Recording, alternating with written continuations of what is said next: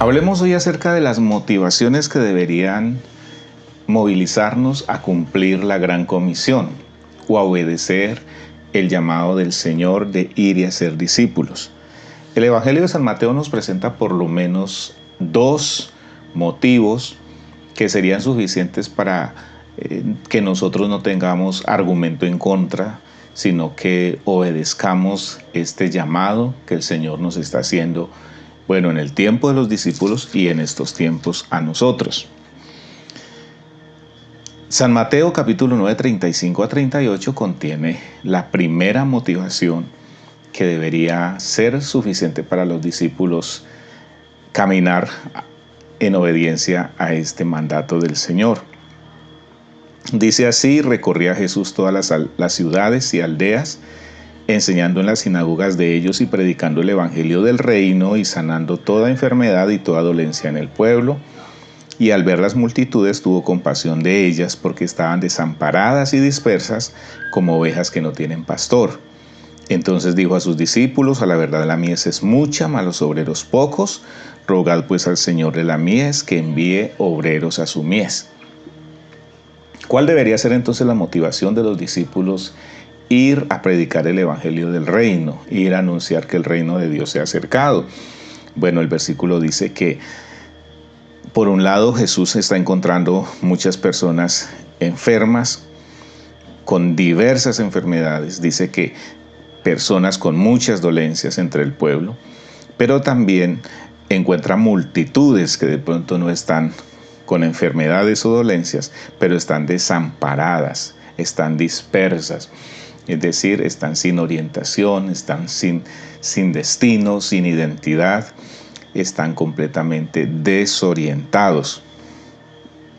Esto hará entonces que Jesús considere que es la motivación suficiente, porque si bien es cierto que en ese momento hay todo un equipo de sabios en la ley, en la teología del momento, y que están orientando supuestamente a estas comunidades, la verdad es que Jesús encuentra que no están produciendo ningún efecto en la vida de estas personas, porque como lo dice más adelante en el capítulo 23 de San Mateo, dice que estas son personas que atan cargas a los demás, que ni siquiera ellos quieren moverlas con un dedo.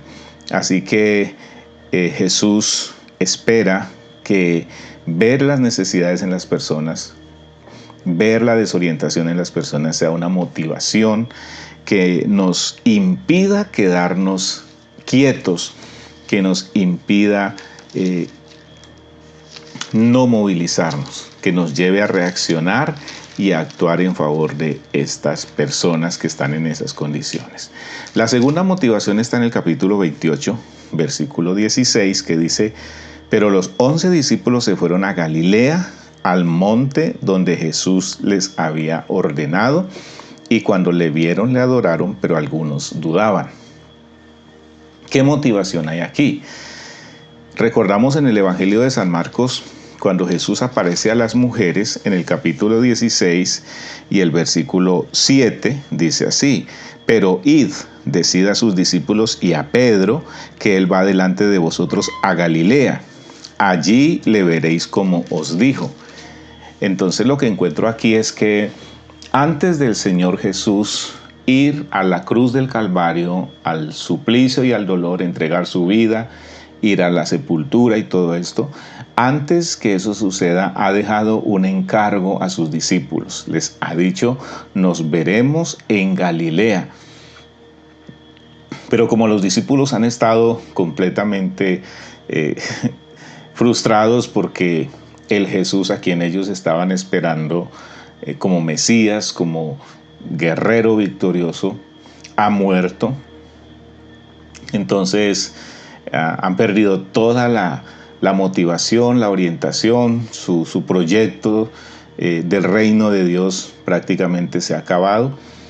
Sin embargo, han recibido esta orden y las mujeres van y les dicen que Jesús los esperará en el lugar donde les invitó o los convocó a esta gran reunión. Entonces, al llegar allí a ese lugar, dice que fueron a Galilea, al monte donde Jesús les había ordenado, ¿Y cuál es la motivación allí? Pues ver que Jesús efectivamente resucitó, ver que lo que les había dicho en realidad se había cumplido, ver que lo que ellos creyeron que había terminado el proyecto de vida con la muerte de Jesús, al verle resucitado, debe ser la motivación suficiente para decir, como lo hizo el soldado romano, verdaderamente este es el Hijo de Dios. Y aquí debe estar la suficiente motivación para anunciar el Evangelio del reino de Dios. El apóstol Pablo dice, si sabemos que Jesús murió y resucitó, también traerá con Jesús a los que durmieron en él. Es decir, que si sabemos que Dios levantó de entre los muertos a Cristo, cumplió la promesa que les había dado a los discípulos, fue al lugar donde los estaba esperando y ellos llegan allí, dice que llegaron con muchas dudas, llegaron pues indecisos, le dice que cuando le vieron le adoraron, pero algunos dudaban. Llegaron con toda esa clase de incertidumbre, ¿será que sí va a ir? ¿Será que no es? ¿Será que...? Bueno, toda esa clase de expectativas dudosas, porque en realidad que Jesús se haya levantado entre los muertos, recordemos que solamente lo habían visto las mujeres y ellas lo que habían hecho era encargar a los discípulos o llevarles el mensaje de Jesús a los discípulos para que se encontraran en ese lugar. Sin embargo, cuando le encuentran, entonces aquí está la motivación. Mas ahora Cristo ha resucitado de entre los muertos, primicia de los que durmieron es hecho. ¿Dónde está, oh muerte, oh sepulcro, tu victoria? ¿Dónde está, oh muerte, tu aguijón? Entonces, dos motivaciones que nos deberían llevar a cumplir la gran comisión hoy. Número uno, la gente, su estado anímico, su estado emocional, su estado espiritual. Nuestra sociedad después de pandemia que ha quedado con muchos temores, muchas dudas, algunas con fuertes crisis en su economía, en su vida familiar, bueno, en todos estos asuntos. Eso debe motivarnos a ir a predicar el Evangelio.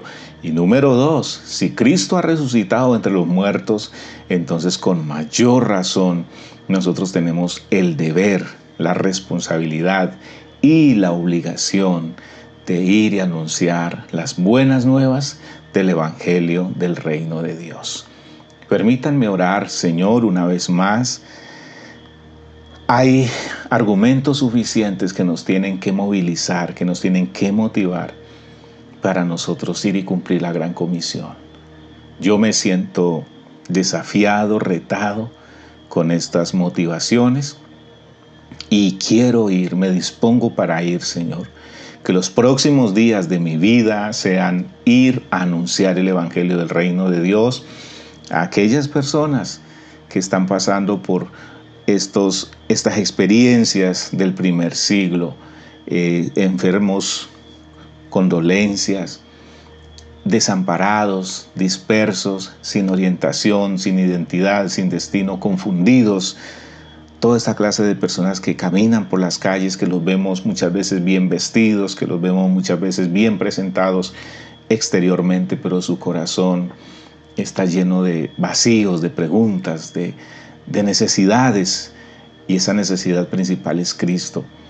También, Señor, si creo en mi corazón, como así lo afirmo, que Cristo resucitó de entre los muertos, entonces tengo que anunciar que así como Él resucitó de entre los muertos, también, como dice San Juan 14, sucederá con mi vida. No se turbe vuestro corazón, creéis en Dios, creed también en mí. En la casa de mi Padre muchas moradas hay, si así no fuera yo lo hubiera dicho. Voy pues a preparar lugar para vosotros, y si me fuere y os prepararé lugar, vendré otra vez y os tomaré a mí mismo, para que donde yo estoy, vosotros también estéis.